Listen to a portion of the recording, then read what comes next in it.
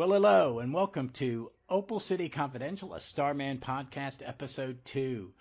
I'm here with our first guest, Mr. Dave Steele from the Earth 2 podcast. Say hi, Dave. Hi, Ross. Thank you for having me. It's a pleasure to be here. This is very exciting. It is for me too. You're my first guest, and I was very happy to get you. I thought of you because as this podcast is going to work, I'm going to do an episode about Jack and Ted because I just want to kind of do them at the same time, so you can see some parallel. Then I'm going to do the next Starman. So this is going to be about Starman 2. And we're not going to spoil you because this story, what we're going to cover is Detective Comics 247, the story, The Man Who Ended Batman's Career. Yes. It is the basis of what will become the Starman of 1951. But first, before we discuss that, let's get your origin story. Gosh. Well, my parents were both very encouraging in having me read from an early age. They bought me a lot of comics, always bought me comics. Stuff like the Beano, other Disney comics, a lot of, young kids sort of stuff. But very quickly, probably from about the age of 5, they would buy me superhero comics as well. My dad had read the original Captain Marvel when he was younger, so I remember having a couple of issues of Shazam. Also had issues of Justice League, issues of the Avengers. Very clear memories of having issue 4 of the Invaders. Very clear memories of having the issues of the Justice League of America where Mr. Terrific died, which obviously you've covered very recently. Yes. Peter, who's my colleague on the Earth 2 podcast, we're looking forward to doing those issues very much, but we won't get some for a while. I forgot how good they were. Yeah, they're excellent. But I was quite young, not really collecting, just they would buy me comics, and then I kind of stopped buying superhero comics for a while. In the early 80s, they would buy me some of the British Adventure Weeklies, comics like Buddy and The Eagle, and also by the time I was 8 or 9, I was becoming a massive Doctor Who fan, so I was reading more and more Doctor Who books and all that sort of stuff.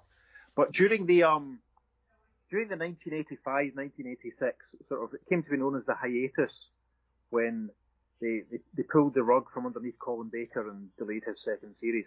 My Doctor Who interest kind of tailed off. And at the same time, Marvel UK was reprinting the Secret Wars series. Don't know if you ever read. Oh, wow. What did they... This is just... I love y'all's reprints. Was it one of the newspaper ones? No, it was... I might even actually have an issue close by that I can probably show you, but probably not. Well, it'll be about the same size as... About the same sort of size as this old issue of the Marvel UK Avengers that I happen to have. I love those. Yeah. I love those things. I've only seen like 2 or 3 of them. I've got a few. I mean, I'm not sure if Pete's got more, but I've got a few. But I'll get to the ones that I've got. But I remember seeing Secret Wars UK as it was in various sort of paper shops and news agents in and around Paisley and Glasgow. And I remember sort of being intrigued. And I had one friend at school who was reading it. His name was Scott Jameson. And round about the same time that I got talking to Scott about Secret Wars, BBC One in the UK was showing Spider-Man and His Amazing Friends. Okay. So it was this perfect storm of Spider-Man and His Amazing Friends and a few episodes that had guest stars like the X-Men or Captain America, and me saying to Scott, right, what's the deal with this Wolverine guy? Is he Australian or something? No, he's supposed to be Canadian. All right.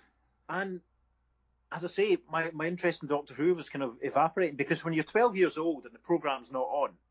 Yeah, it's not holding your attention. You're going to move on. This was the days before you could watch any old episode at the drop of a hat.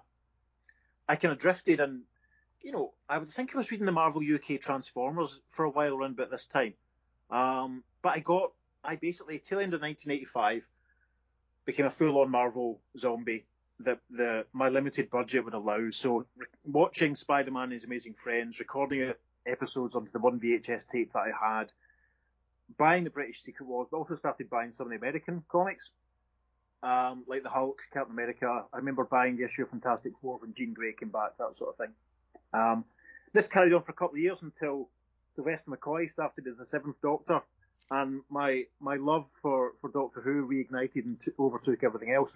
So then I had a couple of years where I wasn't really into comics, buying comics at all.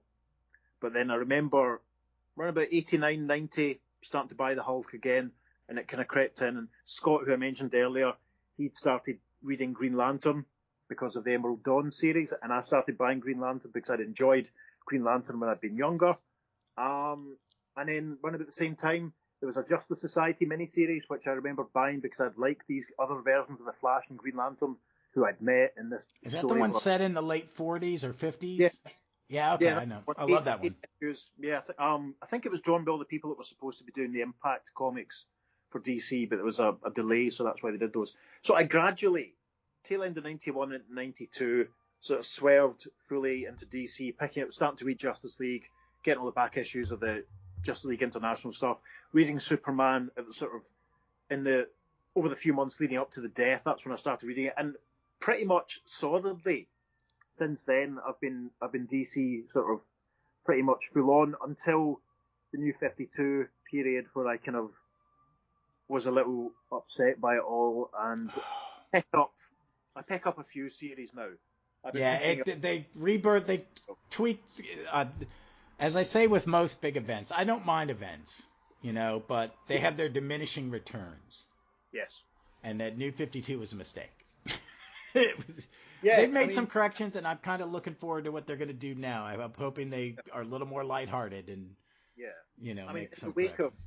In the wake of yet another crisis, we've got a new Justice Society series going, which I'm happy about. It's a little decompressed in its stylings for me, but there you go.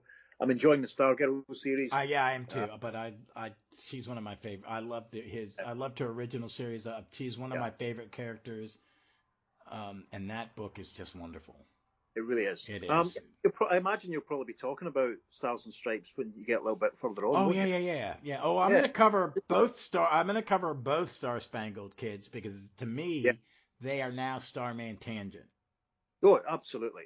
Yeah. I've done. Definitely. When a new Stargirl comes out, I read it and then I compare it to something else, and I made sure on number 2 it was Stargirl number 2 and Leading Comics number 2. Right. The second, Laws. I think it's still Laws Legionnaires. Yeah. Yeah, because it's all tied together. That's kind of we were talking earlier about this, and the comic we're going to discuss is Robinson, in his infinite genius with this series, decided to take a single issue of an obscure Batman comic and create a new Starman, the Starman of 1951. And then for 78 issues, we get little nips. Who is it? No one knows. Oh, blah, blah, blah. And then we find out. And it is one of the greatest payoffs in comics I've ever seen. And thank God we didn't have the internet when this book was coming out. Well, see, that's the thing. I did some sort of in preparation. I had to flick back through, and I think issue 2, Ted Knight, and you'll talk about this yourself when you do issue 2 very soon. Ted makes a reference to a cosmic rod being broken in 1950, something like that. But then we properly see the Starman of 1951. I think it was in the Secret Origins, the Secret Files. Yes. But then when Jack and Ted are in the Starman Museum, and that's a mild spoiler for anyone who hasn't read the series, but if you're listening to this podcast, you're bound to have read the series, I'm sure. Yeah. You see the Starman of 1951 amongst all the others in this display in the Starman Museum, and I was quite active on the DC Comics message boards at the sort of turn of the century, because I remember there was voting for the Millennium editions, and there was a dedicated Starman page on the old message boards. We're talking 2000, 2001, 2002. It's about halfway into the run, because it started in 1999 and it ended in 2004. No, I think it ended in 2001, 2002. Did it? It was. Yeah, I think it was 2002. And a lot of the chat on the DC message boards at this point was people's speculations on who the Starman of 1951 would be. I had a theory. A lot of other people had other theories. My theory was sort of. I want to be careful what I say because I don't want to spoil it. Because you're going to do the narrative, so I don't want to ruin it. But my theory was wrong. Mine was too, because I had a guess. And it was wrong. Mine was informed by a character who appeared in Kingdom Come. Oh, that's my a good. my That's a theory good. was, That's a good guess. That's a good yeah, guess. I was my doing some theory was homework, that, yeah, and I forgot how they tied the guy you're thinking of yeah, to Scalp Hunter. yes, I had forgotten yes, that, and I went, "Oh yeah, crap! I forgot yeah, that."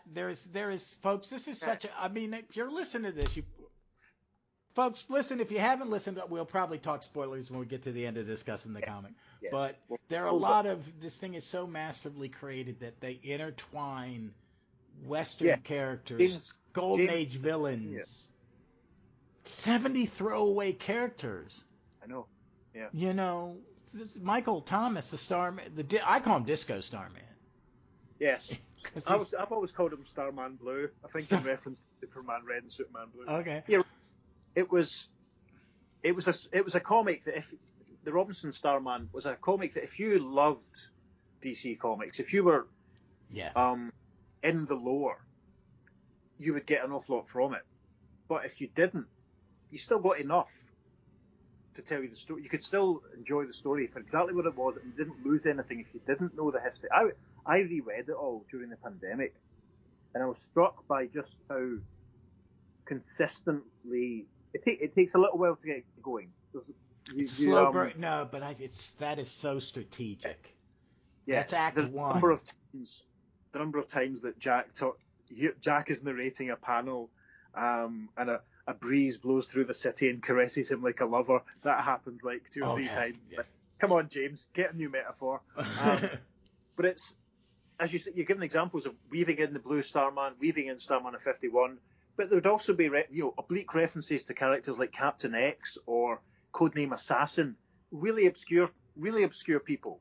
Oh yeah, But you didn't have to know who they were to enjoy the series, and that was the great thing about it. You didn't have to have read anything with Adam Strange before, but by the end of that series, you loved Adam Strange. Oh yeah, and what I like is, and I was explaining this to my wife, so she, as being a good wife, she listened and just smiled and nodded because her husband's talking obscure comic shit. And she loves me anyway.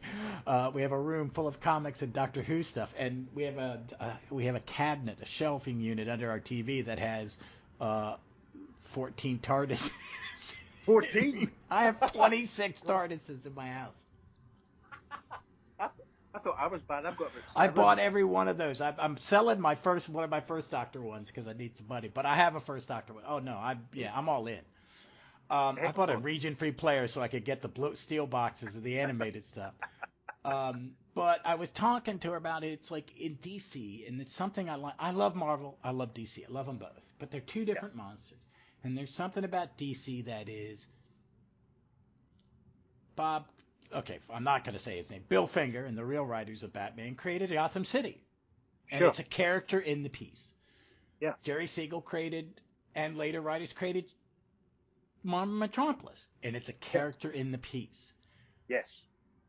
First 2 pages of Starman Zero, you're kind of introduced to Opal City. It's a character in the piece. It is beautiful. It's epic that they call, and that he uses. And I was talking in episode 1. It was the only other one in modern comics that I can think of where that kind of world building happens is Astro City. Yes. With Astro City. Astro City and Opal City could be in the same universe. Yeah, absolutely. I remember when the Starman series was starting, and a friend of mine who worked at a different comic shop to the one that I worked in at the time, they had got the black and white preview of the Zero issue. And my friend Chris, who runs City Centre Comics in Glasgow, if anyone in Glasgow fancies the name, the free plug.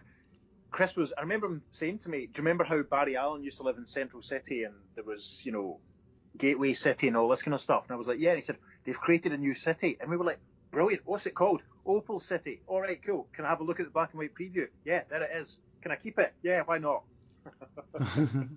Also, that's something I'll be buried with. But yeah, the Opal, absolutely. I remember in the early 2000s walking into the Glasgow City Centre to work. And I would look at Glasgow. I'd walk across the bridge at the River Clyde, and I would look at Glasgow like it was my Opal. I remember having those thoughts, because you're right. The Opal with the alleys and the shops and all the names of comic creators. Oh, Absolutely.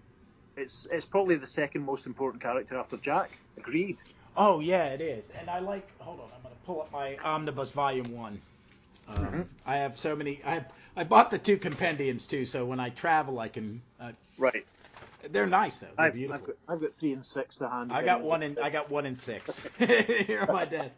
But there's this great, and I read it. I read the introduction to this, to Zero in episode 1. You haven't heard it yet because it hasn't out. But they introduced the city, and what I like is Burnley Ellsworth founded the city, and it's the homage to Jack Burnley and of course. Oh my goodness, the creator, yes, the editor who hired him to create this character, the original character, and it's great, and it's it's beautiful, it's just amazing stuff, and Robinson's genius is that it made perfect sense that the story you and me are about to talk to could happen in Opal. Yes. It makes perfect sense because it's a very Silver Age city he's created. It's a very Silver Age comic in a lot of ways because he pulls these Golden Age. Elongated Man's got a huge part in this, Adam. So it's like all those second tier of DC characters that everybody who likes Silver Age comics are touchstones for. The ones that are more important than Batman or Superman and Wonder Woman, I don't care about them. I want Metamorpho. I want, I wish he'd be good in this, those characters. Yeah. And I like the city. I think, and I don't think that's been done that often. One of the things that I liked about it that I always remember was they make the distinction that there's no suburbs or anything. It just stops. You're driving through Turk country and all that, and then boom, the city's there. And where was it? It was because there's all the stuff because it's on a. It was it had a port, didn't it? Yeah. Because of all the stuff with the Black Pirate. All this stuff, listeners, will become clear as Ross continues, obviously. Yeah. I thought it was in Maryland. Right. I thought it was supposed to be Baltimore. Right.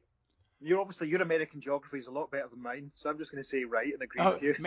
Baltimore is just north of Washington D.C. and it has a port. It's off off the bay. Sure. The Chesapeake Bay and the rivers that lead into it. But it's more urban. It's an old southern city without any character. A lot of its character is brown. It's like 20th century. So I think this is really Baton Rouge or Louisiana on the bayou in the south. Yes. Yeah. That makes more sense to me. That you would drive out of New Orleans and be in a place that you would hear banjos.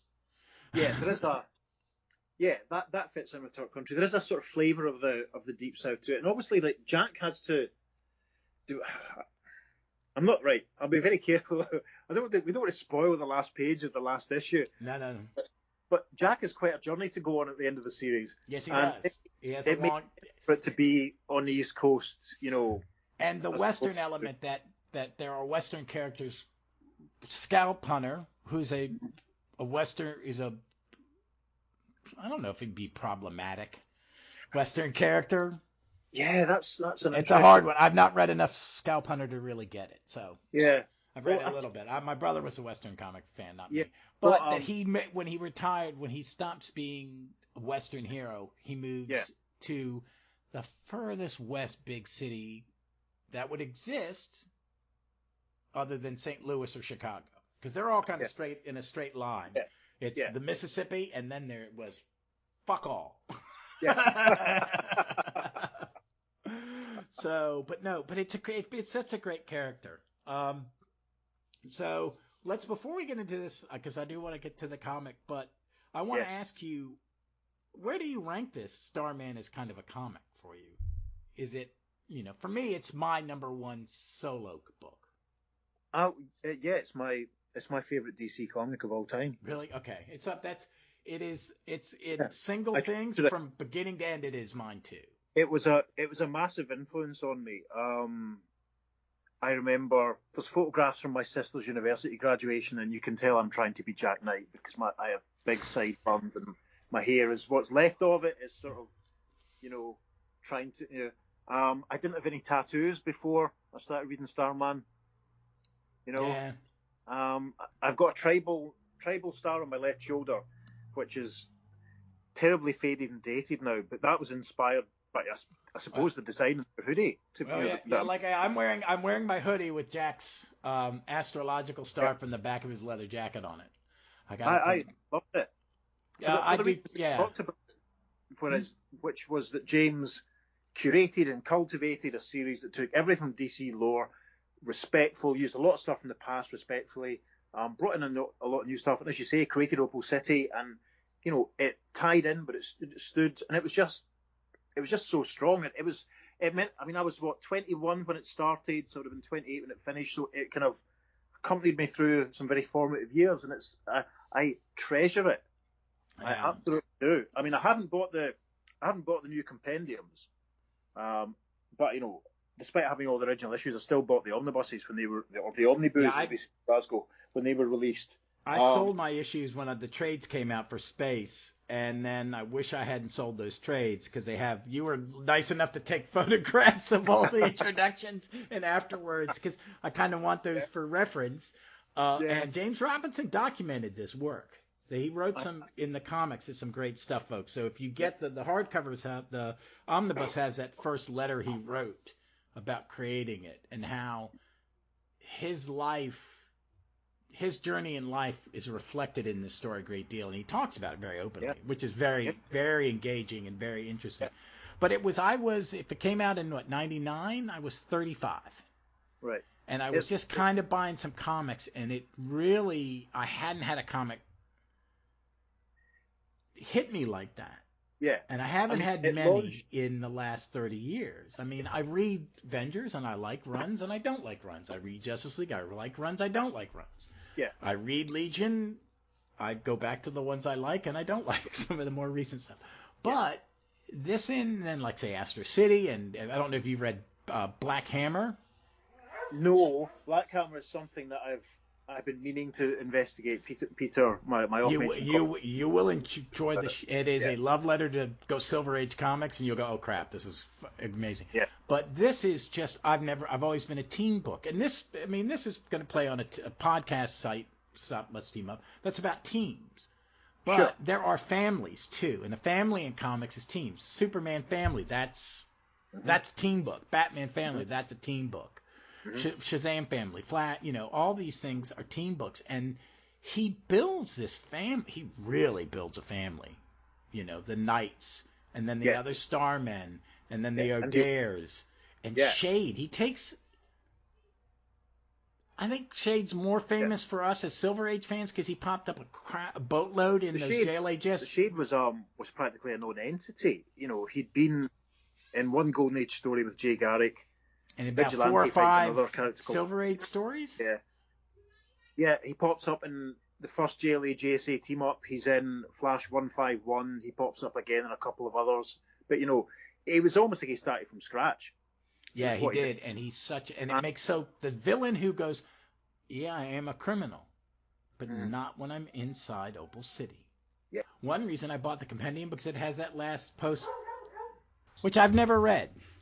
Oh, really? Oh, it's good. Is it? I kind of was like, I don't want to read this. I want it because I wanted to have it for my collection, but I was like, because I don't know if Jack exists in, I kind of was thinking they had written Jack out of the universe, which I was fine with as long as they didn't screw it up. What I'll say is, I would encourage you to read it. It's a treat. I remember it's 10 or 12 years ago now, isn't it, since it was out? Yeah. It was like catching up with an old friend. That's how I put it. It had some good artists in it. I thumbed through it. The art's gorgeous. I remember trying to collect as many of the variant covers at the time as I could. Oh, really? I like Cully Hammer. Is it Cully Hammer? Yeah, I think he's involved. Yeah, there's like 3 different artists. Yeah, I want to say very little about it because I don't want to spoil it for you. Yeah. I would read it before I get to the end. Yeah, I would encourage you. Michael's in it. Starman Blue pops up at the start, if that's enough to intrigue you. Oh, it is. It got me. I'm reading Danger Street by Tom King because I like the idea that he took a series and went of weird comics First issue special, yeah. Yeah, and I bought the hardcover first issue special so I can read them along with it because I hadn't read them all, but I'd read that. And Yeah. we're at Condo Wave. This is a Jerry Conway house because my wife watches Law and Order in a loop, and he's the executive script editor for. Oh, really? Cool. Oh yeah, dude, he never. Yeah. It's like, oh, I wrote comics. Yeah, but dude, you have Law and Order. We're going to start talking about this comic, and I want to tell. When we're done, I'll tell the story about the other Starman that you suggested. I read, but this one is important. It's Detective Comics 247. It was from 1957. And folks, I'm going to jump. Right here is where I'm going to insert the synopsis and the blah blah blah stuff that I'm not going to make poor Dave sit through. Detective Comics, Volume 1, Issue 247, September 1957. Executive Editor, Whitney Ellsworth. Cover artist, Curt Swan, Stan Kay, and Ira Shop. Title of the story is a Batman story, and the title is The Man Who Ended Batman's Career. Writer, Bill Finger. Penciler, Sheldon Waldorf. Inkers, Charles Parrish. Editor, Jack Schiff. And the synopsis. Criminal scientist Professor Milo succeeds in giving Batman a bat phobia, forcing him to adopt the costume identity of Starman. Knowing that the thugs would eventually realize that Starman is Batman, and they'd use his bat phobia against him, Robin decides to help Bruce get over his fear of bats. For this purpose, Robin uses exposure therapy on Batman and forces him to recall his greatest feats using the bat symbol. After the sessions, Batman is cured from his temporal phobia, and he learns the location of Professor Milo's laboratory. Batman confronts the mad scientist and delivers him to the authorities. Ironically, once in prison, Milo develops a sudden fear of bats. So, I want to ask you something. I had never read this. Right. And I had to find a copy of it digitally. Mm-hmm. I mean, I'd seen images from it and stuff like that. How long did you go and buy that while you were reading Starman? While you were reading Starman? I've been thinking about this. Right. I am fairly sure I bought it. See, right. This is when I'm going to look at my copy of Volume 6 of the Omnibus, and I'm going to look at the dates in it because the dates will help me. I want to see the dates, the copyright dates. Right. Copyright 2000, 2010. So it must have been 2001 that it finished. I bought it towards the end of 2001. I think the series had finished by then. Okay. And I bought my copy from another reputable UK dealer who I'll give a shout out to, Silver Acre Comics, who I still deal with to this day, actually. It was very soon after the series finished. Got a reasonable mid-grade copy for about 40 quid or whatever it was. Because I think at that point I was missing Starman, and I was like, I want a little bit of a fix. And I thought, I'll find out which issue of Detective Comics that the Starman was in, and I'll get the story that way. I would love to have read it whilst the series was still being published, but I wish I had. It was very soon after. Well, we're going to kind of go through this a little bit page by page and just kind of talk about it. One, it's a Curt Swan cover. I did not realize that until I did my homework. Oh. It don't look like Curt Swan, does it? Does it? No, I think he's trying to do his best Sheldon Waldorf. Yeah. Because it's Sheldon on the inside. Yeah. With Bob Kate's signature. I hate that. That bugs the crap out of me. Yeah. It bugs the hell out of me. This is one of the oldest comics in my collection, actually. I think I've got one issue of Superboy that might be slightly older than this one. Well, it would have been one of my oldest ones, except yesterday I got two older than it by accident. We'll get to it. But it's got a great splash page, and I'm going to read the caption of the splash page. What's this? Has the famed crime-fighting combination finally split? Has Batman finally retired? Yes, for the day has come when the fearless lawman must hang up his Batman garb for good. But why? What could have made Batman come to such a grave decision? For the astonishing answer, you must first meet the man who ended Batman's career. And it's Robin and Starman jumping out of the star plane, which is the most non-aerodynamic. It's gorgeous, isn't it? Oh, it is. It's Silver Age silliness. One of the gems of my collection is that I have one of the things that I like doing on the Earth 2 podcast is that if I can track them down, I post on our socials. I post the foreign covers, foreign reprints of the stories we found. And something I found recently and got hold of very recently, long after we did this story in the podcast, I've got an Italian reprint of this story that uses the splash page as the cover. Oh my God! So I'll send you a photograph of that at some point, obviously. But what I like about it straight away is that you're so used to seeing Robin side by side with Batman, who's all blue and grey, but now he's with someone who's yellow and red, and it's almost surreal. It's a slight dissociation. You think, what's going on here? Who's this bright, shiny guy? That's not the Dark Knight Detective. I know, and it's such a great costume, and it's such a 1950s costume. I like that the gloves are stars, the cape's a star, that he throws stars. Yeah. And he's got that weird fin. Yeah, it's almost like a kind of weird combination of the original Starman, maybe merged with Al Pratt's second costume for the fin and all this. You know, it's it could be, and it also could be Ted's costume in a way. Yeah, it's almost like the colours of Ted's have been flipped. So, well, there's no green on it, obviously, but you know, the cape's red, the bodysuit's yellow instead of red. But yeah. Yeah, I need a yellow T-shirt with a big white star now because I got a red long sleeve shirt with a red yellow star from Redbubble about a month ago. My wife's like, "What? Oh, Starman, never mind." But I mean, it's a great splash page. I've missed these splash pages that were a second cover.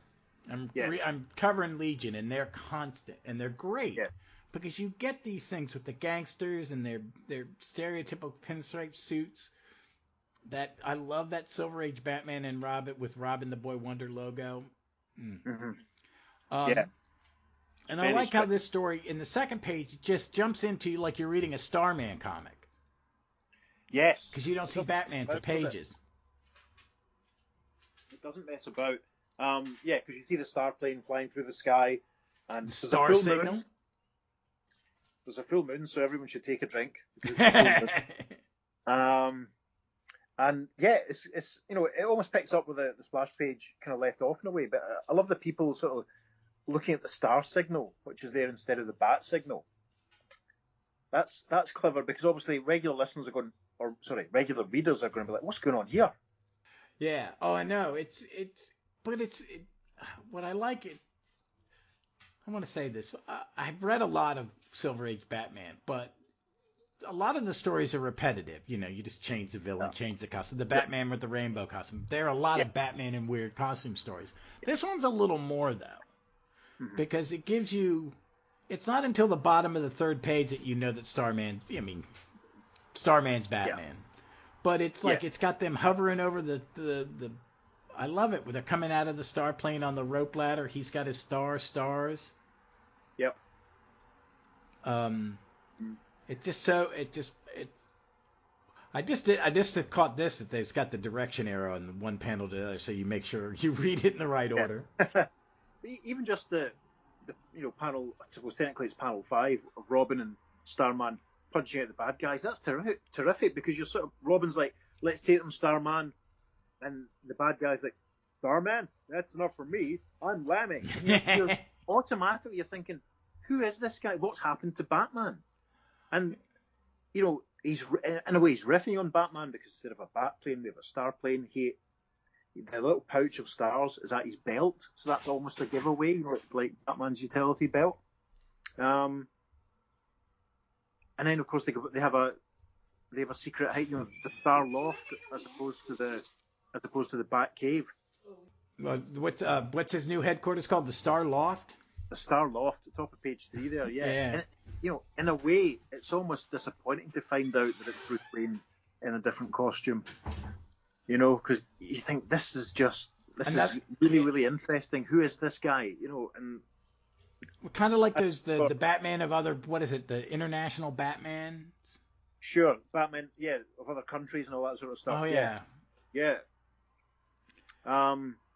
It's because one thing I remember when the Starman, the Robinson Starman was publishing was like, I think I cannot remember when I found out that Starman 51 was inspired by this Batman story. I'm sure it must have been something that someone said on a message board, or maybe it was in a letter. I think it was in a letter column way back. Like someone, they didn't say anything, and then someone wrote in a letter but is this? Yeah. If I remember it correctly. Yeah, because when I reread Starman a couple of years ago, I just read it from the omnibuses. I didn't read it from the original comics. I remember being very curious what this Batman story was going to be like. You know, because Starman had finished and they'd used the character quite a lot, the costume at least quite a lot towards the end. And I remember sort of thinking,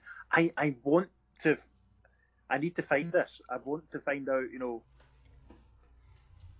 I want to see if there's anything else that James used that maybe, you know, that we could have picked up on or we didn't pick up on.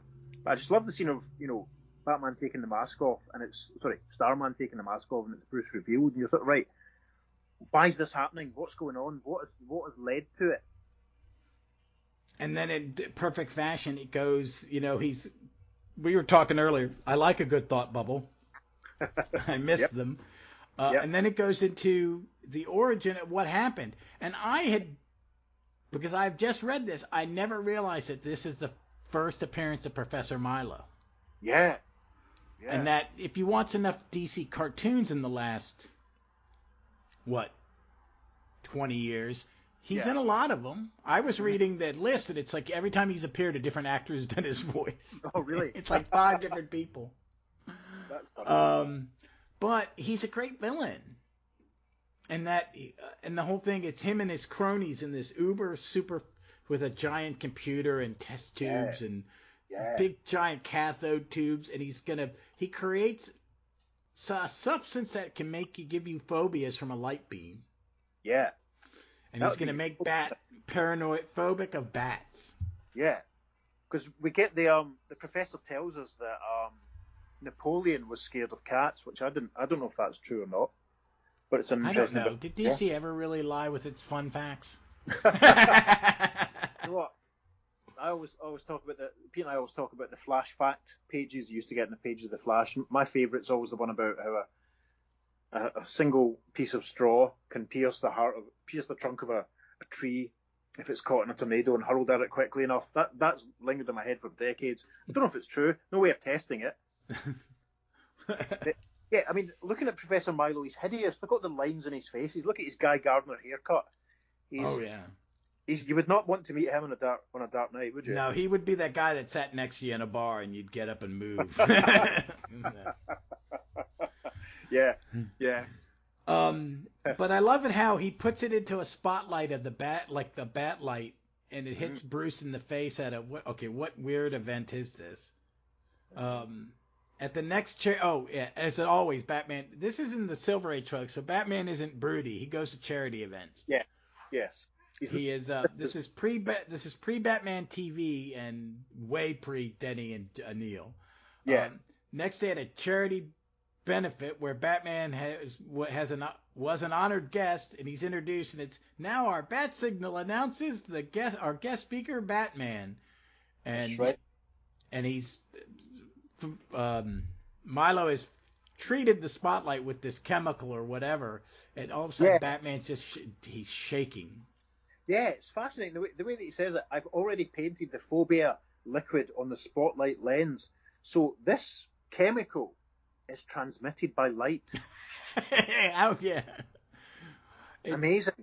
I mean, think what that could do for avoiding the queue at the chemists. You know what I mean, can I just get my prescription medicine beamed in directly into my eyes? It could almost be a self-service thing. No, it's great because it's just that panel. I wish Peter was here to do his best Adam West voice, but it's like, oh, my eyes, as Bruce gets blinded. And of course he's a bit rattled, and Robin walks him off stage. Yeah. And then he's freaked out by the next panel. He's freaked out by the bat signal, and he rips the bat emblem off his shirt, Bruce, why are you ripping the bat emblem off? I don't know, but I must. Yeah. I wonder. It's almost like a form of hypnosis or something, isn't it? The way that Yeah. you're affected. It's very, very. It's kind of the reverse when they hypnotize you to quit smoking, or you know what I mean? It's like, here, I'm going to give you a bad habit or a phobia hypnotically. So then they head out on a mission. Batman with no symbol in his chest. They head out because something's going on at the Gotham Art Museum. Oh yeah, and is he freaked out? He's freaked out by the they go on foot because he can't get in the Batmobile. Mm-hmm. And he goes to throw his own batarang, and of course it gives him a fright. Oh yeah, which is hilarious. And, he starts asking him, take it away. He's all so freaked out. Yeah. Then we have Professor Milo and his friends gloating. They're very, very smug about it, very happy. I like this guy. Is that a cigarette he's lighting, or is that a match that he's chewing? I think it looks like he's lighting a toothpick. Yeah. But they've got these shit-eating grins on their faces. And Milo's all smug. Yes, I've given him an ironic. Okay, so he's given him a hipster phobia. Ironic phobia.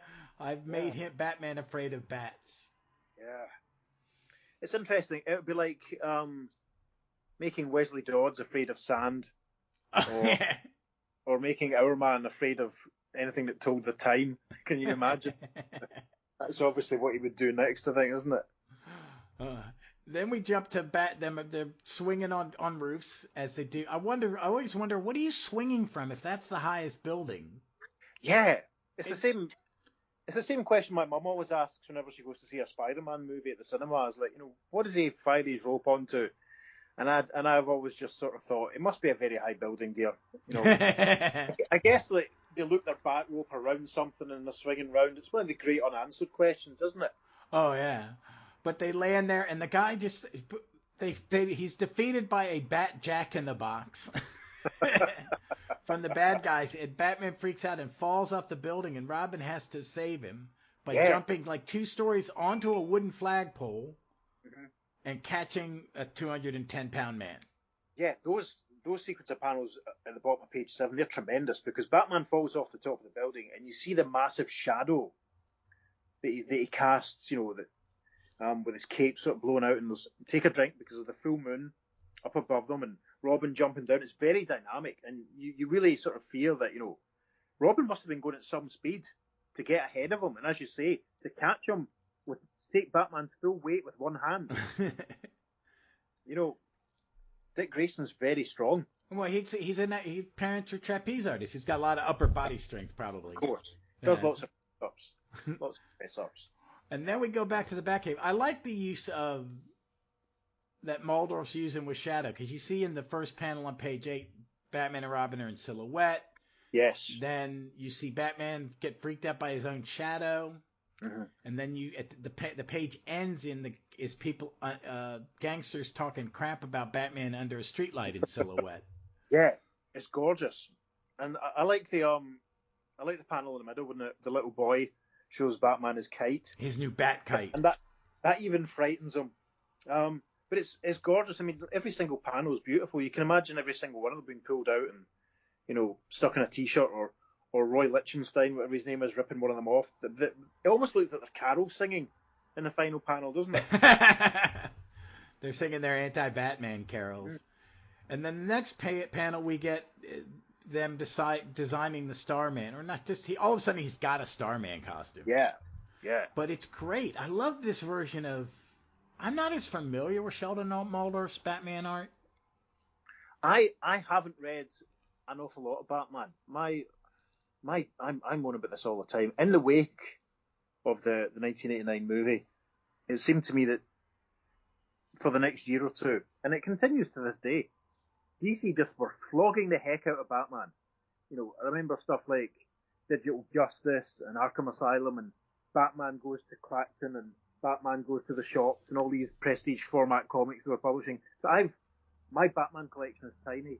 I have a good solid run of Brave and the Bold. I have all the issues from Nightfall when that was going on because I was reading it at the time. That was my era when I was working. I love Nightfall. That's like the last big run of Batman I read. I keep meaning to go back and revisit all that. So I also haven't read an awful lot of Sheldon's Batman stuff either, but it's lovely. It's the sweet spot between, you know, cartooning and, you know, but also really, really strong storytelling. It's lovely. In my house, my brother, who was the one who was feeding me comics, it was either Neil Adams or Dick Sprang. Right.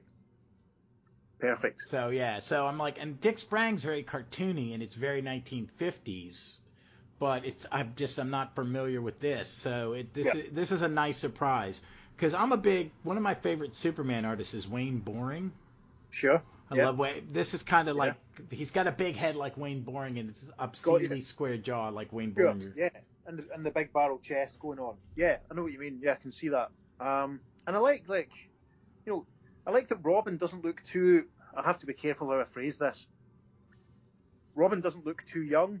He doesn't look like an 8-year-old or a 9-year-old, which he's kind of hinted at being at the beginning. He's a teenager. Yeah, it doesn't look as if Batman, you know, is running about with a very small child. And it's a really, really good story for Dick as well because, you know, he gets a bit of agency. He has to protect Bruce and Batman, and he cares about him.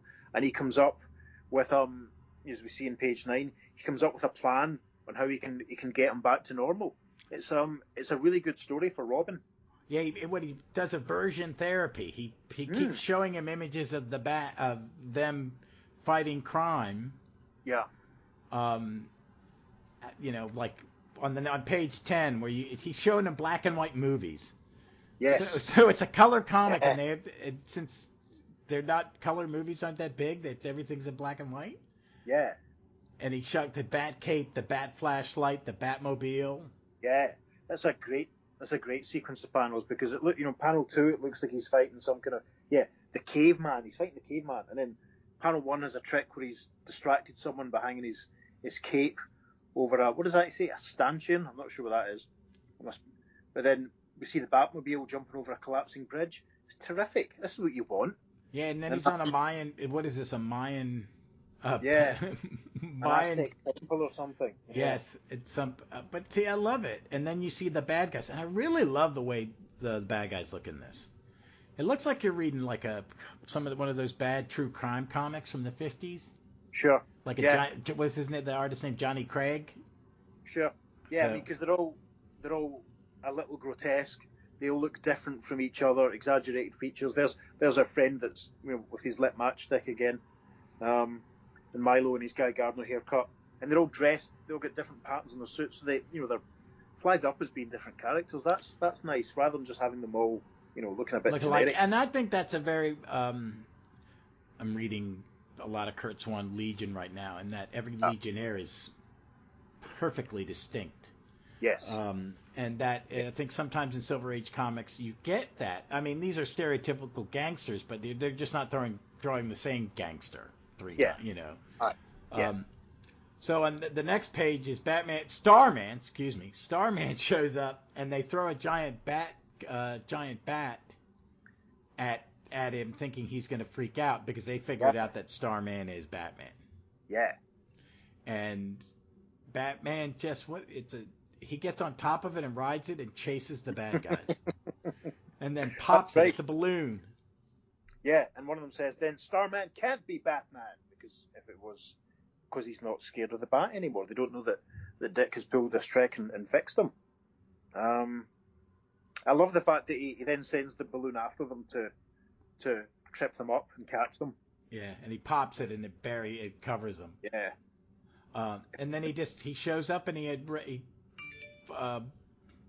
Milo figures it out. He shows the bat, and he just punches him right in the face through the paper. He uses a cardboard bat to freak him out, and all he gets for it is a punch in the face. Yeah, and even just that one little panel where it's sort of like the circular inset.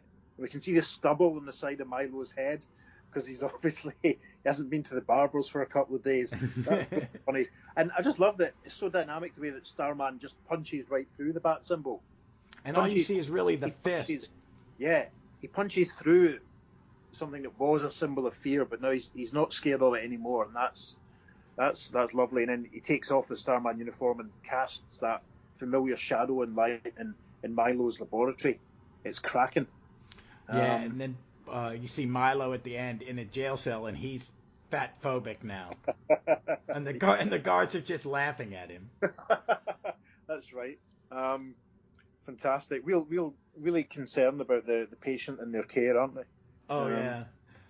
Well, since I read this basically yesterday at work while I was listening to call audits from my phone agents. And I never read it, and I loved it. It was one of those things. It was one of those kind of Batman stories you get in the 100-page Giant. You'd get a news story. You'd get a team up, and you would get an old Silver Age one. Yeah. And it's great. And you know what? I think it's a perfect example of why Silver Age Batman, these simple late 50s, early 60s stories are so good, and they hold up. I mean, it's only 11 pages. Yeah. And a lot happens. More happens in that 11 pages than happens in some modern comics in 22. Yeah, definitely. But when you read, because you read this after, you were almost, you read this before you had finished Starman. You had got it toward the... It was, I'm sure it was like, it was, I'm trying, I keep... Did you know who the Starman... You didn't know who the Starman in 1951 was? Yes, I'm sure that the series had finished. Okay. By the time that I read it. So for me, it was like... It was just a little bit of detective work. It was almost like... It was like seeing the original story once you've seen the sequel first, if that makes sense. Yeah. It would be like what I'm thinking of another way of putting it. It would be like watching Tomb of the Cybermen. No, it'd be like watching Curse of Peladon after seeing Monster of Peladon. I gotcha. Yeah, it was like it was a nice, fascinating little bit of archaeology. Like because Starman 51 had been used obviously in the Jack series, and it was like, right, okay, well that's the original, and it was really interesting because it's very. I mean, the story's obviously it's not set in 1951. If we take the comic was published in 57. Yeah. I remember one thing. I sort of expected that to be the case, and it was. I found myself sort of I remember at the time trying to reconcile a way where, this Batman story could have happened, and this other Starman could still have existed, but I don't. Excuse me. I think in the continuity when Starman was published, I don't think this Detective Comics adventure was probably considered as being. Yeah, they were kind of the post-crisis Batman was never kitschy. He was always broody. There wasn't the wholesome all-American white bread kind Absolutely. of hero aspect to him. What I like about reading it is I could see if Robinson had wanted to, he could have done a very 1950s kind of story with who we find out is ultimately the Starman in 1951,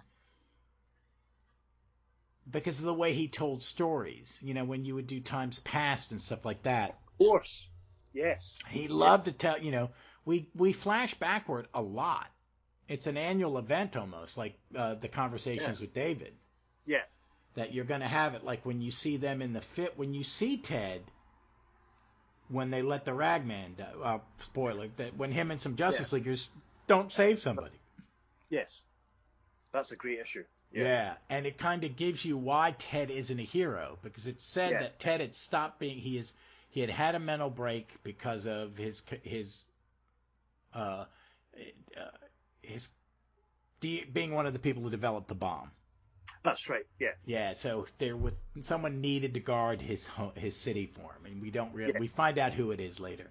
Yeah. But you could see that this happening, and I just love that he pulled this because there's no reason to pull it. Absolutely. There's no reason to include it except you're going to said I'm going to use every Starman, including the one that just got canceled a year and a half ago, or whatever it was. Yeah. It was relatively quickly. Yeah. That's an interesting thing, which I wasn't reading DC Comics at the time that the Will Payton series was published, and it's one of those things. With hindsight, you realise, gosh, because they killed him off during Eclipso. And I read that. I didn't buy a run of Starman until about 5 years ago. Yeah, I think it was 1992 was the summer crossover with Eclipso, and as you say, it was barely about 2 years, a year and a half afterwards, and it's a long time before they properly deal with Will, but you'll get to that obviously. But I like that he does deal with Will, that he deals with all of them. Yeah, and it's a different kind of legacy to Green Lantern or the Flash, because the passing on of the ring, etc.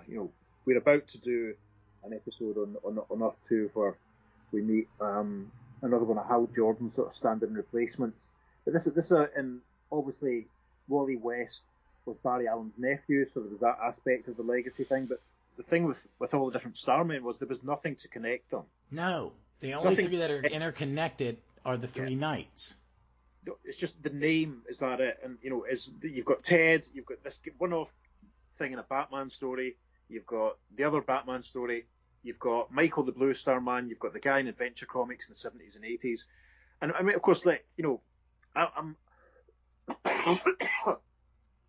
David Knight, who'd actually obviously appeared very briefly before the launch of the Robinson series. Yeah, he appeared in 2 issues of the Will Payton run.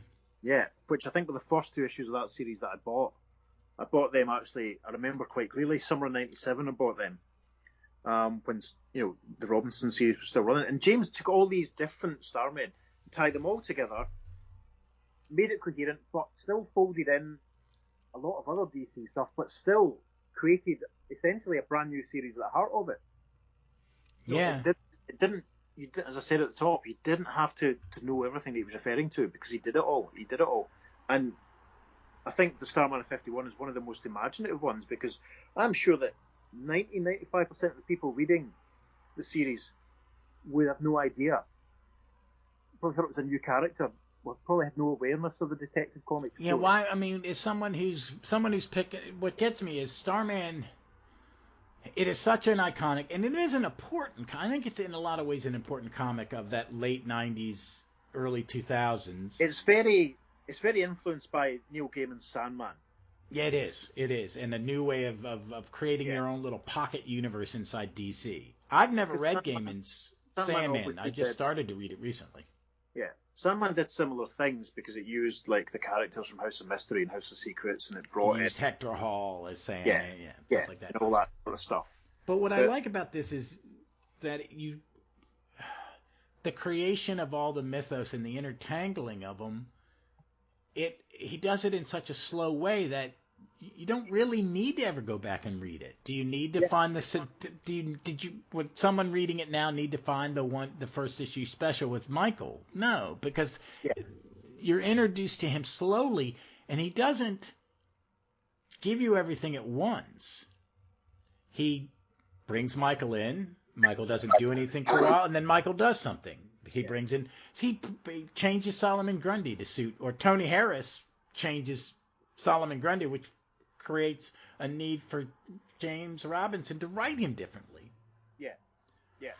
And it all interconnects and builds. Like you had talked earlier about the beginning of the first couple issues of Starman are a little slower. But I think part of that is Robinson finding his feet. Definitely. And I think part of it is also, I don't want to be a hero. Okay, I'll protect my home. Yeah. I like being a hero. Yeah. I go on the hero's quest, and then I decide whether I'm going to be a hero or not. Yeah.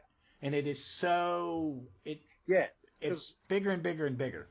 There's that thing almost in the sense at the start that he's only doing it because his dad's in hospital, and his dad's been put in hospital by the Mist and his gang and all that, and Jack's annoyed about it. And because I remember I'm sure there's a point where he says, "I'm not going to have a costume."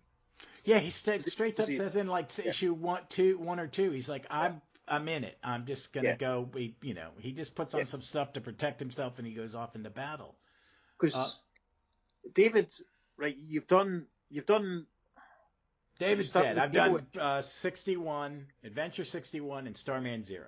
Right. So David's dead. He's dead. Third page. And that's important. It's you're being introduced to a Starman, and then it's a full page death, and then you see his dead body on the ground. Yeah. I even bought, right, the the the measure or the depths of my fascination with Starman. I even bought a little Anthony and the Imperial CD so that I could get that song. Oh, really? Oh, Yeah. man. That was the level of my commitment, I tell you. And the more I read it, like they bring in Starboy. They bring in Yes. two different Starboys. Yes.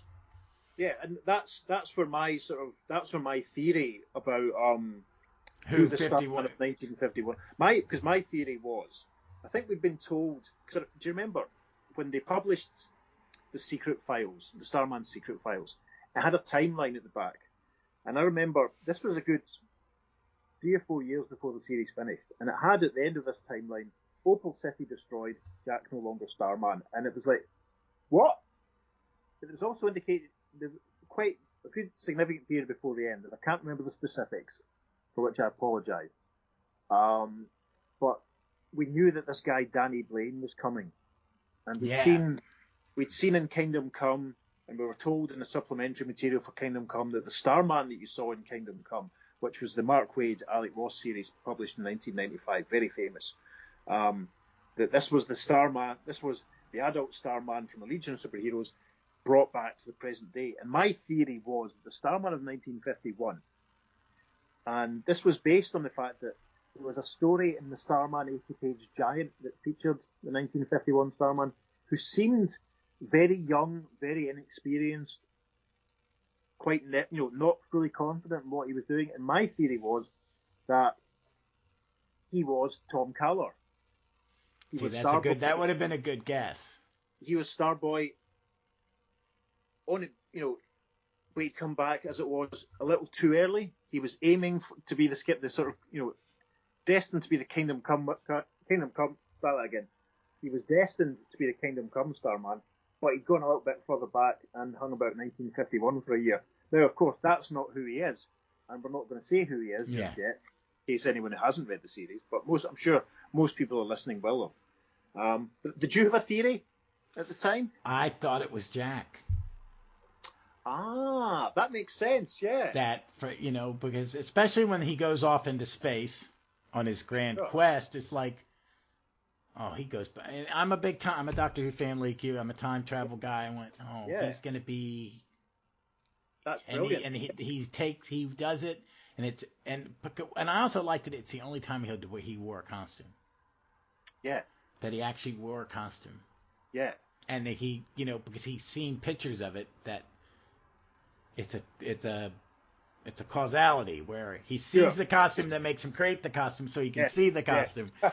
And I could see Robinson doing that to just kind of jerk your chain. And it was, I'm a comic reader. I'm a little jaded. Sometimes you go, I've seen it all. So it's not going to be that difficult. And the answer is, and I'm going to put a little spoiler buzzer. So if you want, pause and then jump about a few, you may want to jump, but that it is, hold on a second. I don't know. This is weird. Do we have to, should I hold it off? I don't know, because we're talking about, you're going to be going through the whole narrative, but we have to, I think if we're talking fully about 1951, we have to, really. Yeah. So, okay. I'll put that spoiler warning in it, and then I'll put I'll try to remember to put the time in it. Spoiler. Yes. So spoilers, folks. We are finally told in issue 78 that at the moment of his death, moment before his death, and I can't remember the reasons because I haven't read it in a while, is David is thrown back in time. I think Dr. Fate's involved, isn't he? Dr. Fate's involved. He goes back in time, and when he gets there, he's in his costume, his suit that looks like his dad, and he meets the Starman of 1951, who's Charles McNider, Doc Midnight. That's right, yeah. Of course. Then he convinces McNider that he is David Knight, because, you go to Charles McNider is pretty hip because I've seen time travel. I fought Degaton. Yeah. So I believe you. Yeah. So David puts on the 51 costume, it does it, and then Jack is thrown back in time on his way home from his adventure in space. Because he goes to the future and he meets, doesn't he meet Tom? Yeah, he meets Reboot. He meets Reboots. He meets Tom and he meets excuse me.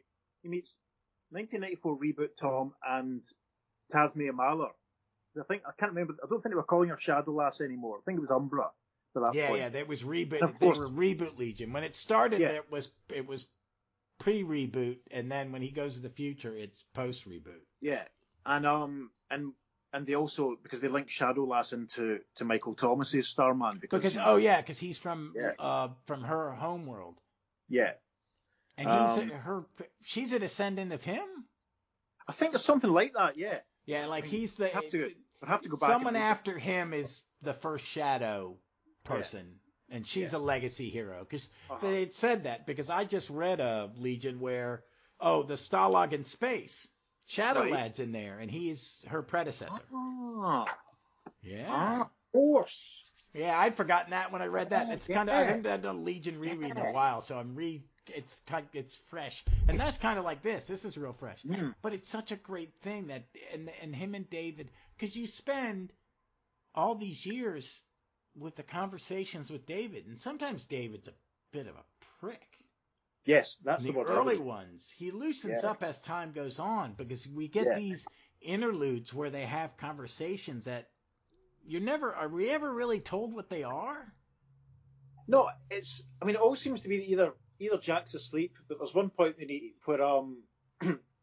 where Michael talks to him. Isn't that? Is that right. They're fighting Solomon Grundy in space. They find him, on that planet that Swamp Thing had been on. Michael ends up talking to him, but it's almost like Jack has to be asleep or close to death, or it's in his subconscious. Right. Yeah, it must be some kind of astral plane type situation. Yeah, but it's good that it's never really fully explained, because it lets you sort of make your own sort of. Didn't you look forward to those when they would pop up? I remember being aware when there was quite a gap between them, because there's that period run about a shoot in the 40s when it gets quite patchy, and I'm told that James Robinson wasn't having the best of times at this point. Yeah, that's the point where he thought he was going to leave. Yeah, when it gets a bit kind of patchy, you get an awful lot of times past stories very close together before, they knuckle down, we're going out into space now. And there was quite a gap between them. I didn't like David. I didn't either. I thought, I have two older brothers, and they're, and I kind of got it. I mean, you're right, he was a bit of a prick, and he was just turning up and being a prick to Jack, and Jack's doing his best, and this guy. But then, of course, there is the one, again, throwing forward, but you can talk about all the issues. There is the one where where David lets Jack speak to their mum. Again, there's that really interesting one where he has dinner with the Justice Society. And the Red Bee's there. Yes. It's weird. There's a really, really nice, you get really nice sort of spotlight moments on Mr. Terrific and Our Man. That's a brilliant issue. When you get to, I'd like to come back when you do that issue. I was thinking about having you come back for some of the time pass and the conversations with David, because I think those will be some of those. When I get to them, I have to decide they're good, because honestly, I've got the first 9 episodes planned out. Yeah. But I know I'm gonna take breaks and go, okay, we're gonna cover the Shade. Sure. Because we got to talk about the Shade. We need to talk about the Shade's history. We'll do, probably one of the first time passes him having conversations with Oscar Wilde. Of course, that's right. I mean, there's some really, and Shade's journals are just, you got to read it. I mean, there's all this stuff. The Shade he is my second favorite character in this series. I love the Shade. I'm a big Star Trek Deep Space Nine fan, and he's kind of like the character Garrick. Right. Who's this awful human being, but you love him because he's so charming. Yeah, that's one thing I've really liked about the Stargirl TV show, is just how well they've done the Shade. I've only watched season 1. It took me to a part. I'm 58 years old, and watching a teenage kid show sometimes is like, is this really speaking to me? But it was good. It's good. Well, I would encourage you. Season 2. It was a little slow in season 1, so I'm thinking season 2 and 3 are probably better. I'm partway through season 3 just now. But season 2 was joy, and the shade is amazing in it. And there's a lot of Justice Society characters in it. I will not hint. I will not spoil. You might have seen some of it already, but some of the stuff with the shade just had me amazing. He's a good. I like that actor. He's one of those guys that pop up in a lot of American TV made in Canada. Yeah. I was through my mother's a few weeks ago, and she was watching an episode of I don't know if you know the series called Death in Paradise. It's a BBC series. It's a small Caribbean island that has a different cop come in, and why would anyone visit this island? Because there's so many deaths. Exactly. It's like Midsummer Murders. I'm like going. Yes. What the fuck? What? I'm not going to go to that part of England. No chance. No way. But Jonathan Cake, who played the Shade, was in an episode of that, and I was like, "Oh, good, it's the Shade." And then he was dead 5 minutes later. So he's not a Canadian. Maybe he's a Brit. Like, we have a lot of Canadian actors in American TV because they shoot so much up in Vancouver.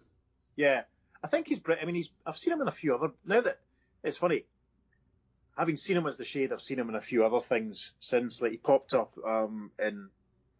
Peter and I were talking about this recently. I've been watching I think what's it called? Dr. Horrible's House of Horror or House of Horrible. A Steve Coogan thing. And the guy that does Alan Partridge and Jonathan Cake had popped up in an episode of that. So it was, there's the Shade doing ballroom dancing. That's the sort of thing the Shade would do. Okay. But yeah, the times past are brilliant. I was always disappointed that we never got a full Times Past that had the Starman of 1951 having an adventure. Yeah, but because I think it's when Jack goes in the past, that's the final Times Past. Yeah, in a way, even though it's not called that. Yeah, it would have been difficult to have done it without spoiling the reveal. Yeah, because I want to bring that up because in the opening, hold on a second, on the first page of Starman Zero, in that narration bit, there's a break right when he goes, the city had a champion, a gaudy dressed coyote, pure and true, but cursed with perpetual melancholy, as coyotes will be. Yeah, and it gets to the end, he goes about he fought the bad and the wrong and kept his city free of fear in times past. That's great. It's on the first fucking page. It works on two levels, doesn't it? Because it could be a reference to Ted, or it could be a reference to David. Because he knew on page 1 that David was the Starman in 1950. That's brilliant. I'd never thought that at all. That's excellent. Oh, yeah, see, that's why it's this. And this book is deep, and I mean it is. It's just so well crafted. It is. See, you're going to pull it because I didn't notice it. I'm gonna stand up. I'll be right back. I've only got volumes 3 and 6, so I'm going over. Right, volume 1. Here we are. Oh, here we are.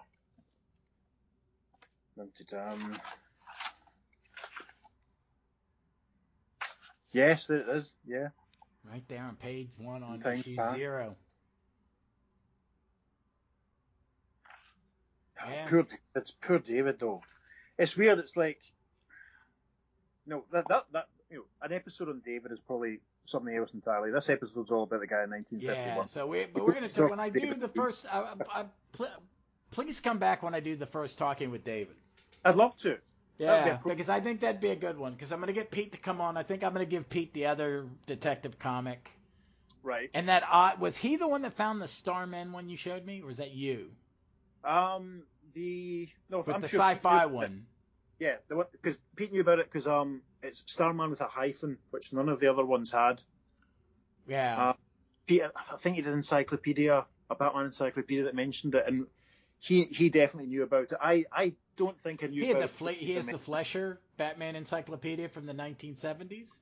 It could well be. I had those as a kid. I used to sit there and read them.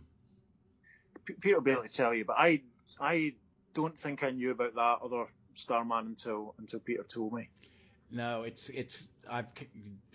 well, folks, we're going to talk about. Me and Dave were messaging yesterday about him coming on and planning it, and he said that Pete had found another comic with a Starman in it. Hold on a second, let me pull up. I don't know the number. It's like I think it's 287 or something. I think 286. 286. Like, And it has Batman and Catwoman, the original Catwoman. No, Batwoman. Fighting a villain called Star-Man. Yeah. And it's another Bill Finger, Sheldon Muller Batman story, which is fine. Mm-hmm. So I come home about 8 hours later, go out of my apartment with my wife, turn the corner, walk 2 blocks, and we have a little library, one of those little free libraries. And I see some really beat up, and I could tell they were Silver Age comics because of the color yellow. I pulled them out.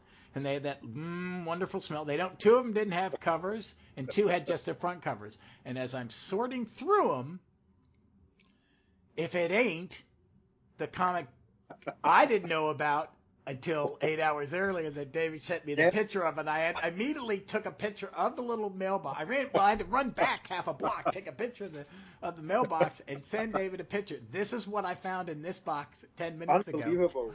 It was amazing. It was amazing. It's clearly some kind of cosmic sign.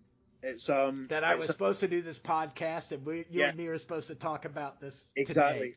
If it happened in a movie, you wouldn't believe it, but it happened. It did.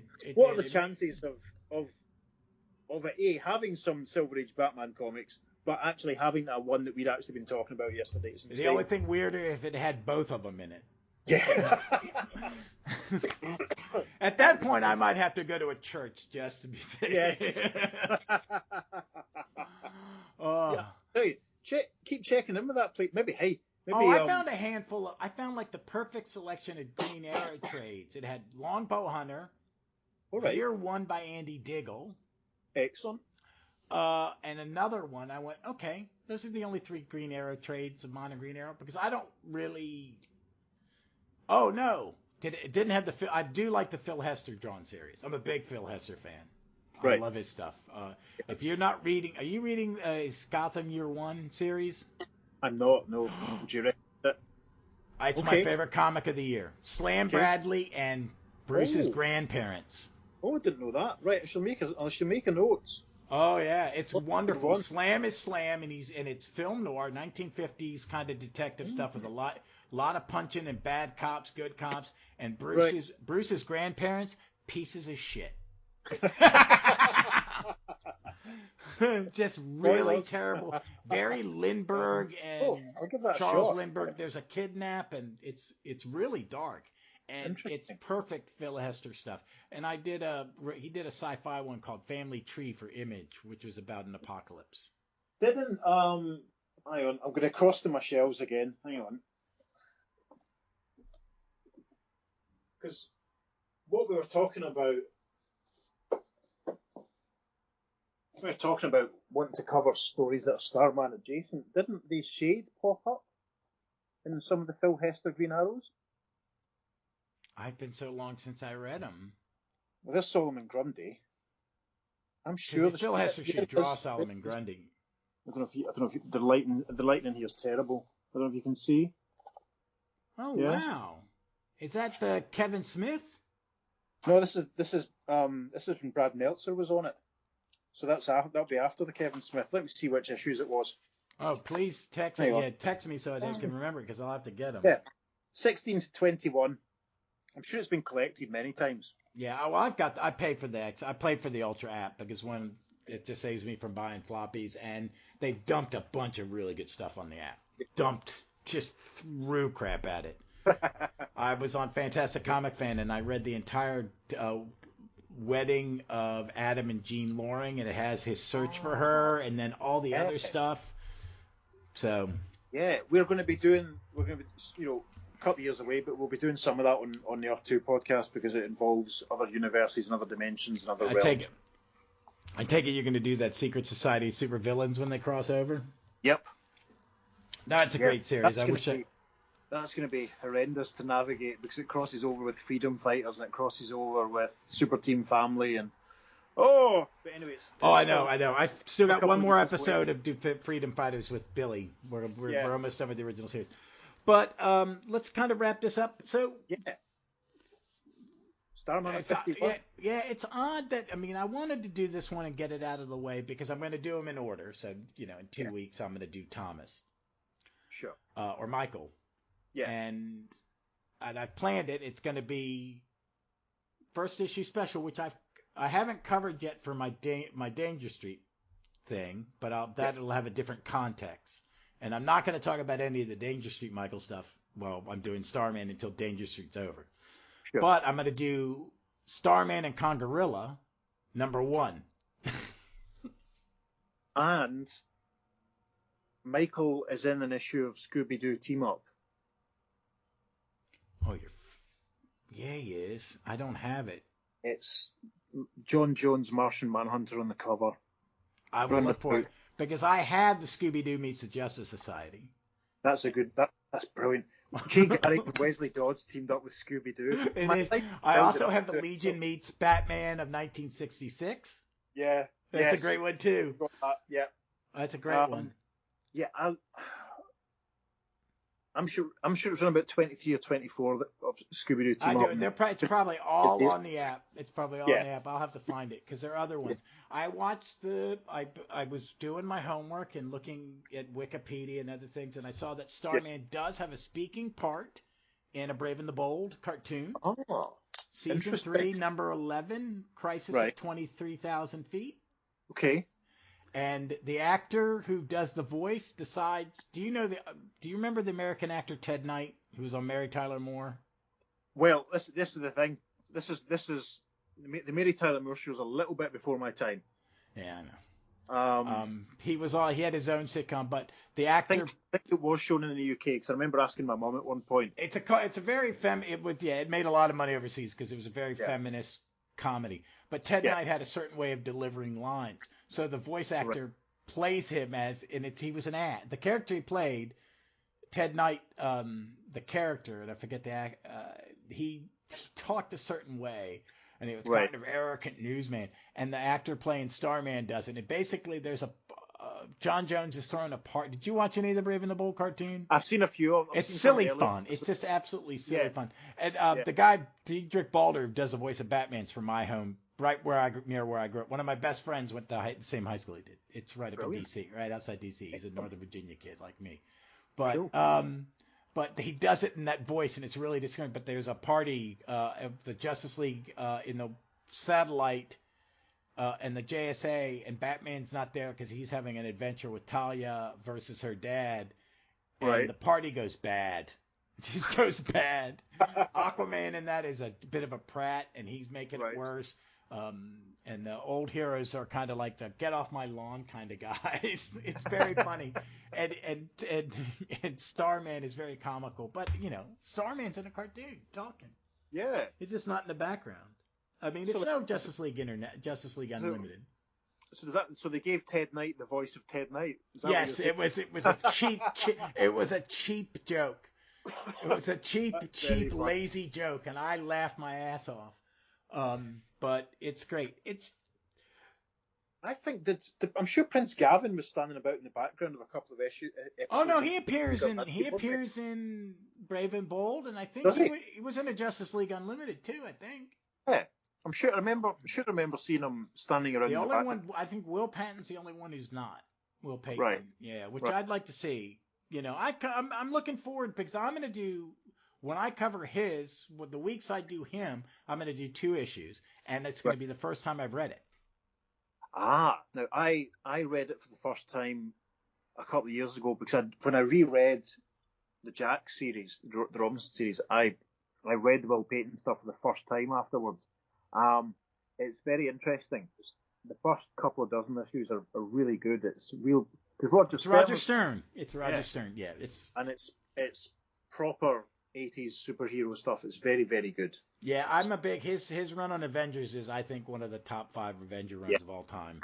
Definitely, I would agree. I liked post-crisis Superman, especially once Byrne was gone. I didn't have a problem with what Byrne wrote, but when you had Louise Simonson, Dan Jurgens, Jerry Ordway, Marv Wolfman, and Roger Stern writing, all better writers than Byrne.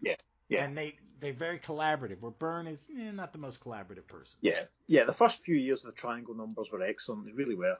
Yeah. So I bought the big Death and Return of Superman omnibus. I'm gonna have to get a truss to lift it off the ground. So, but overall in Starman, is this a one? This is a fun comic to cover from it, and I could see that being David. I mean, I could see it. I could see it happening, and it's a lot of fun. So what? I'm gonna ask one question and move on. How invested were you in the mystery of Starman 51 the first time you read it? Oh yeah, absolutely. I was preoccupied. And as Every time it would pop up, it would go, "Who is this?" I remember debating. I remember it was quite a hot topic on the old DC Comics message boards at the start of the year. My friend Steve Higgins, who's helped us out with a few episodes of the Earth 2 podcast, we met on the DC message boards. Okay, that's cool. And and he's been over to the UK 3 times to visit and stuff like that. And we talk often. He's gonna, like yourself, he's gonna be helping us out with our plan for JLA issues 100 to 102. I'm very excited. I used to be an actor, a very bad one. Oh, you'll be fine, man. No, I did theater. I ended up a set designer and a director, but I was not, not the greatest actor in the world. So, but I'm looking forward to it because it's my first Justice League. That's when you offered that. It was like, oh, by the way, it's my first Justice League. It's another coincidence. That's lovely. That's another nice little synchronicity, isn't it? Yeah. We'll have to, because we have actually started recording for that. A friend of mine who gave his Martian Manhunter the other evening. Oh, how was that? And another friend is hopefully doing Adam Strange for me, and my friend Kenny, who do you listen to the Pieces of Eighth Doctor Who podcast? Are you aware of that? I've listened to some, and I have his book, his Big Finish book, on my shelf. Oh, good. Kenny is, he's the most devoted Doctor Who and Big Finish fan I know. Kenny is going to be doing Doctor Midnight for us. Oh, very cool. So Kenny contributed a couple of minor voices to our Batman in Scotland episode at New Year. Okay, yeah, I love that. I love that as a good. They were talking about the tartans and stuff. I got married in a kilt. Yeah. I made all my friends wear kilts. Yeah, I made all my friends. Well, my best friend Vic, who does my Doctor Who podcast with me, she owns a kilt. She's the Scots that went to Ireland and were a little orange and then went, fuck it, we're going to go to America because. Yeah. But I made my other best friend, who probably doesn't know that he only owns a suit except for in case someone dies. He wears a hoodie over his when he works. He has to wear dress clothes, but he wears a hoodie. Yeah. just be antisocial. But no, I like it. Your guys' American accents I'm okay with. Sometimes I've been known on Doctor Who when we talk about the gunfighters, I get animate that those American accents are racist. Yeah. And the dude who's from North America is like, no, he's from Western Canada because that's right. A Canadian accent. Gene Rimmer, I like Gunfighters. That's a brilliant story. I covered it for All the Time in Space podcast. I was the guest, and they asked me to do it because I hated it. And I watched it, and I went, you know what? I'm wrong. This is really well shot, and it's funny. Yeah, it's very like the other Donald Cotton one, The Mythmakers. But the first 3 episodes are high comedy, and in the last episode it starts getting really dark. And that one I've listened to very closely audio. So when my friend for the All Time in Space did it, I get it, and I went, man, this is disturbing. So I'm looking forward to having you back. So folks, next week we will be covering Adventure Comics 62, some more Jack Burnley fun, and Starman #1. So. Awesome. A lot of fun. And after that, we will be covering Michael, as I said, the Disco Starman, Michael Thomas, and this Starman and Congarilla #1. Yes. Oh yeah, which is is that the Metzler? Right. Yeah, that leads into the Metzler Legion, Justice League. Yeah, that's right, because they were Michael was in the Justice League for a little while, which is insane when you think about it. It was the most odd lineup ever. It's one of those things. Was Robinson writing it? Maybe it was. Oh, Robinson was writing it. He was, because remember Monel was there, and Monel, the Blue Star Man, the Guardian, Hal Jordan, Donna Troy, all in the Justice League together. And Dick was Batman. Was he? Yes, he's the Batman. That's brilliant. Robinson. Cyborg there, I can't remember. I don't know, but I thought they didn't give it a chance. I liked that lineup. Yeah. But yeah. I read his Fantastic Four and I hated it. I've got them. I haven't read them. It's okay. It's not terrible. I remember he was writing Mon-El in Superman, and some of the other Legionnaires were kind of hovering about, and that because I remember there's a brown bit when the guy that worked in the deli that he was going to was revealed as Matt Reader Lad because he ate a car. I just remember being like, oh, glorious. But anyway, Ross, thank you for having me. All right. Anything you want to plug other than the amazing Earth 2 podcast? Well, I'll mention the Earth 2 podcast. Peter and I journeying through the pre-crisis DC Comics multiverse and chatting about the legacy of the Golden Age superheroes. I mentioned my pal Kenny's Pieces of Eighth Doctor Who podcast, which is dedicated to the Eighth Doctor. So yeah, check those out. Oh yeah, and check out the Brandon Peters show as well. That's my favourite podcast that I'm not remotely involved with, so you should check that out. Brandon's awesome. Legend. That's great. But no, thank you for having me. It's been a pleasure. All right. I appreciate you coming on. And folks, thanks again. And we'll be back next week with more Opal City Confidential.